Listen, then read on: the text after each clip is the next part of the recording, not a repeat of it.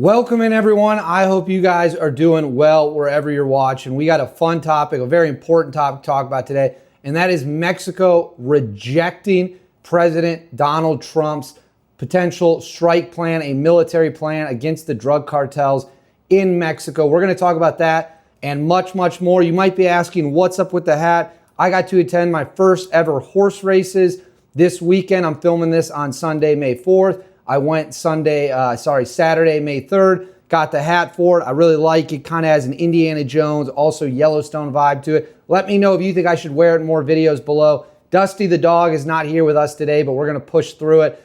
Make sure to like and subscribe.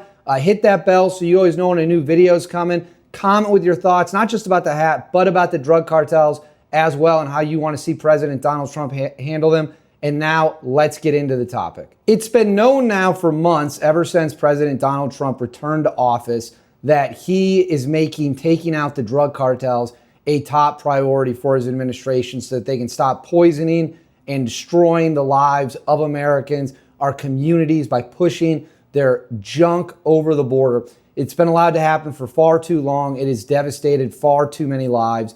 And it, quite frankly, is a national shame that we've allowed it to go on this long. So some of the steps he's taken that we've talked about before include the spy flights, drone flights. He was even reportedly offered a drone strike package against the drug cartels. He's flooded the border with military and equipment, but so far, no strike has happened.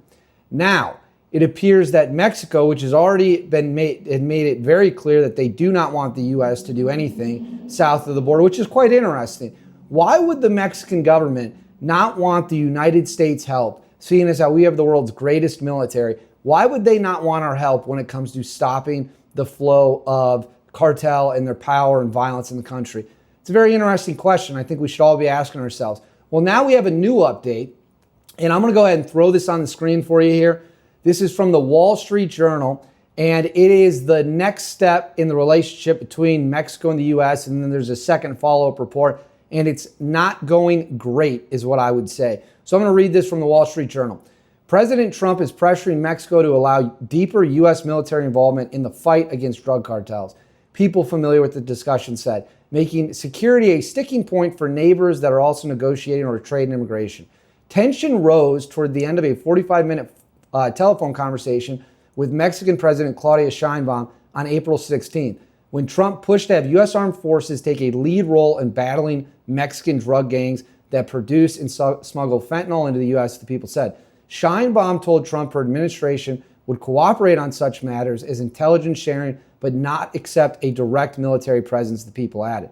Trump has said publicly that the U.S. would take a unilateral action if Mexico doesn't dismantle cartels. Mexico is very, very afraid of the cartels, Trump told the Spanish language network of Fox News. Shortly after April 16th conversation, we want to help her. We want to help Mexico because you can't run a country like that.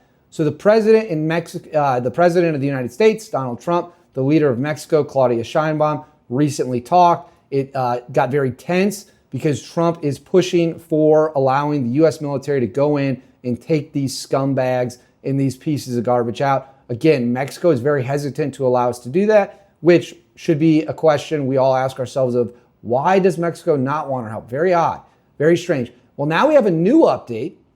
This comes from Fox News. This is a report that came May 3rd. It says, let me go ahead and throw this also up on the screen for you. Mexican President Claudia Sheinbaum publicly confirmed she rejected U.S. military assistance from President Donald Trump, who was looking to help the country fight drug trafficking and violent cartels.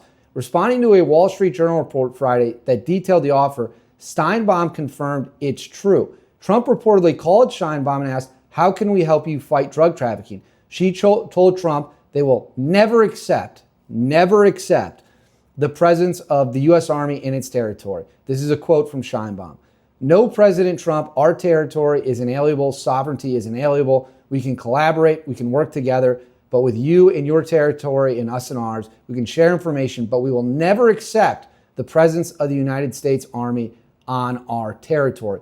So that's Sheinbaum telling the Trump administration that they will never be allowed to send troops south of the border to fight these scumbags. Again, you really got to ask yourself, Why is the government of Mexico so hell-bent on not letting these bad guys get taken out? I want to hear your theories in the comments below. Why do you think Mexico is rejecting the U.S. offer to solve a problem for them that is also damaging and ravaging their own country? But where does this go from here? What comes next? Will Trump even care or listen to the Mexican government? Let's get into all of that right now. So where does this go from here now that Mexico and its leader, Claudia Sheinbaum, have come out on the record and said they will never accept any kind of military presence or strike into Mexico, which I can guarantee you upset Trump and his administration big time, because what these cartels are allowed to do whatever they want in Mexico. Let's be honest. Mexico, in large chunks of the country, the Mexican government has little to no control. It's a borderline failed narco state. And these cartels and their billions and billions and billions in resources and assets and weapons and supply chain and information they're getting from the Chinese. Remember, the Chinese government is more than happy with the cartel situation. There are Chinese manufacturers that are pumping this poison that is then used to produce fentanyl. So what are we going to do now that the Mexican government has said, you can't come here, you can't solve this problem, you can't protect your border, you can't attack these drug cartels?